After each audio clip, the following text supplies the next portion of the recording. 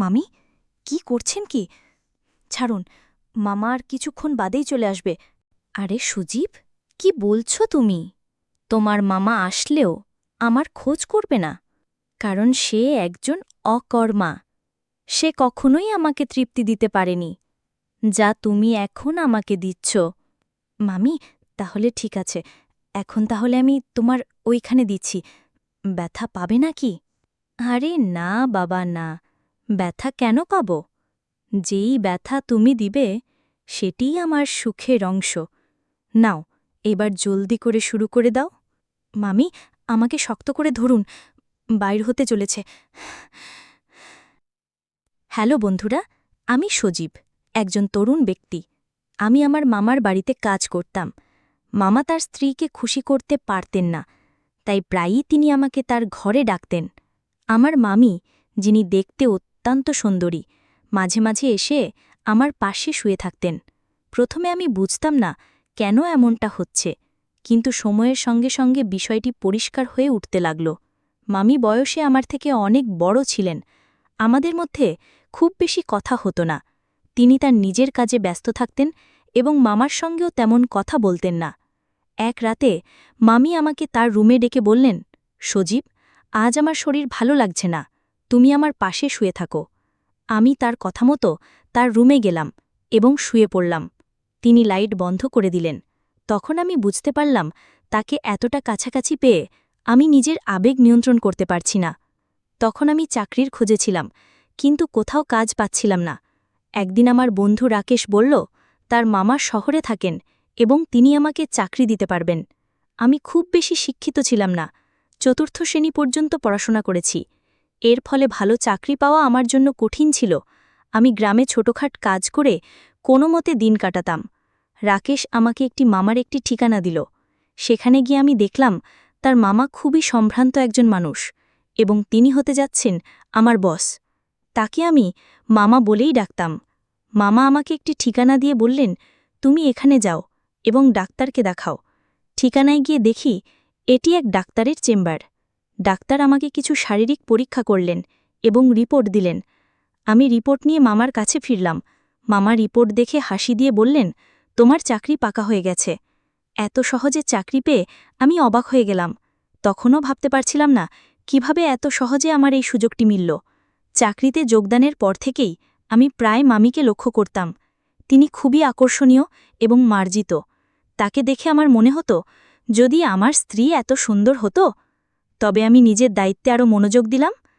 একদিন পুরনো এক চাকর এসে বলল, তোমার বস খুব কঠোর, তার মনোভাব বুঝে কাজ করো। মামি একদিন আমাকে ডেকে বললেন, তুমি খুব অল্প বয়সী এবং সুন্দর, পরিষ্কার পরিচ্ছন্নতায় মনোযোগ দাও। আমি এমন চাকর পছন্দ করি যে মনিবের মতো পোশাক পরে। কথা বলে তিনি কিছু টাকা দিলেন এবং বললেন, এটা তোমার নিজের জন্য খরচ করো।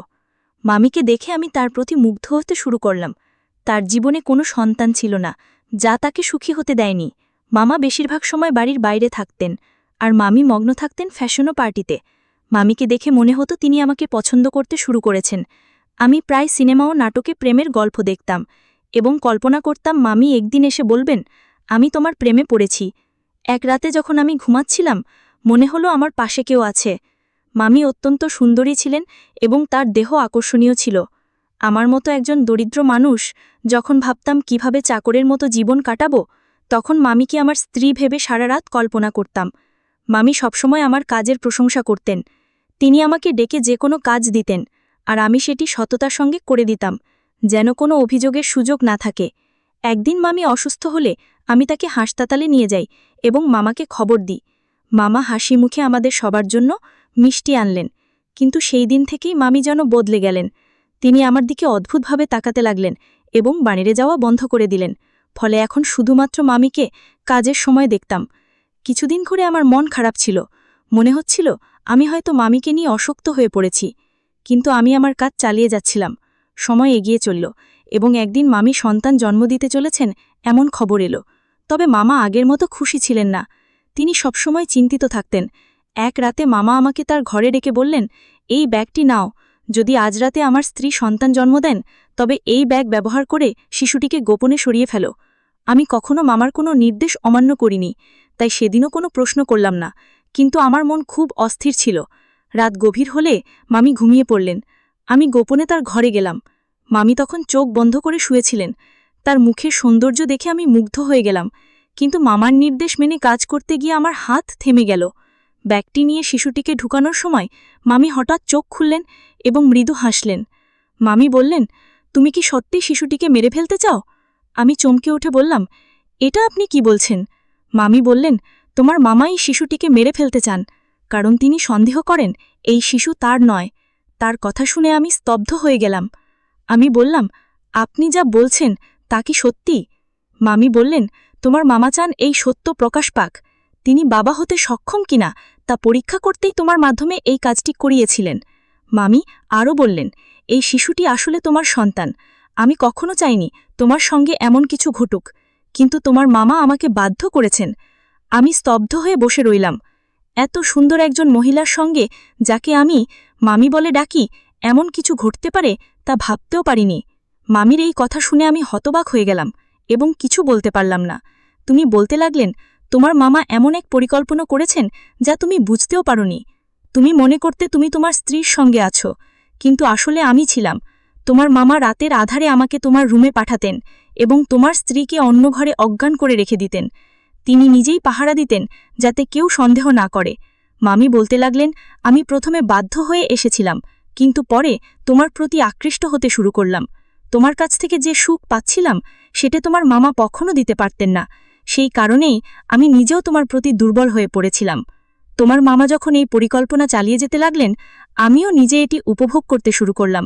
তিনি আমাকে তোমার কাছে বারবার পাঠাতে থাকলেন। তিনি আরও বললেন, আমি গর্ভবতী হলাম, আর তোমার মামা আমাকে ভোরের অন্ধকারে ঘরে ফিরিয়ে আনতেন, যাতে কেউ কিছু বুঝতে না পারে। এইভাবে তোমার মামা তার সন্তান হওয়ার আশা পূর্ণ করতে চেয়েছিলেন। আমি নিজেও অজান্তে সেই পরিকল্পনার অংশ হয়ে পড়েছিলাম। কিছুদিন পর ডাক্তার জানালেন যে আমি মা হতে চলেছি। এ খবর শুনে তোমার মামা খুব খুশি হয়েছিলেন, কিন্তু আমি বিস্মিত হলাম যখন শুনলাম তিনি ডাক্তারের কাছেও মিথ্যা বলেছেন। মামি বলতে থাকলেন, কেউ কিভাবে তার স্ত্রীকে এমনভাবে ব্যবহার করতে পারে? তোমার মামা আমাকে ও তোমাকে তাদের খেলার পুতুল বানিয়ে ফেলেছিল। আমি চুপচাপ শুনছিলাম এবং ভাবছিলাম, কিভাবে এমন ঘটনা সম্ভব? মামি তখন বললেন, তোমার মামা তার পরিকল্পনায় ব্যর্থ হয়েছিলেন, কারণ যখন তার একটি ছেলে হলো তখন সে খুশি হতে পারেনি। সে উত্তরাধিকার চায়নি, বরং সম্পূর্ণ ব্যবসা ধ্বংস হওয়ার পর তিনি সবকিছু হারিয়েছিলেন। তখনই সে শিশুটিকে ফেলে দেওয়ার পরিকল্পনা করেন।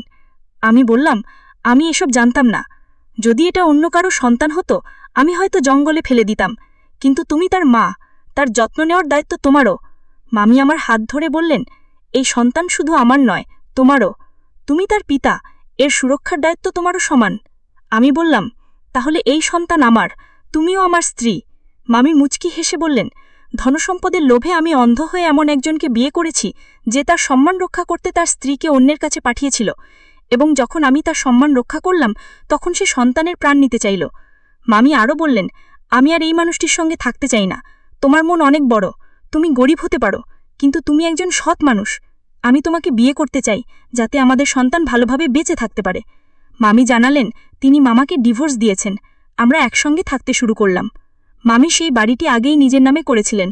কিছুদিন পর যখন আমার স্ত্রী বিষয়টি জানতে পারলেন, আমি তাকে ছেড়ে যেতে চাইলেন, কিন্তু মামি পুরো ঘটনা ব্যাখ্যা করলে আমি তাকে বুঝিয়ে শান্ত করলাম। অবশেষে আমি আমার দুই স্ত্রীর সঙ্গে সুখে সংসার করতে শুরু করলাম। আমরা সবাই একসঙ্গে থাকি। আমি আজ খুব খুশি, কারণ এমন সুন্দর জীবন আমি কখনো কল্পনা করিনি। বন্ধুরা, গল্পটি কেমন লাগলো জানাতে ভুলবেন না। আরও মজার মজার রোমান্টিক গল্প শুনতে চাইলে ভিডিওটি লাইক, শেয়ার এবং চ্যানেলটি সাবস্ক্রাইব করতে ভুলবেন না।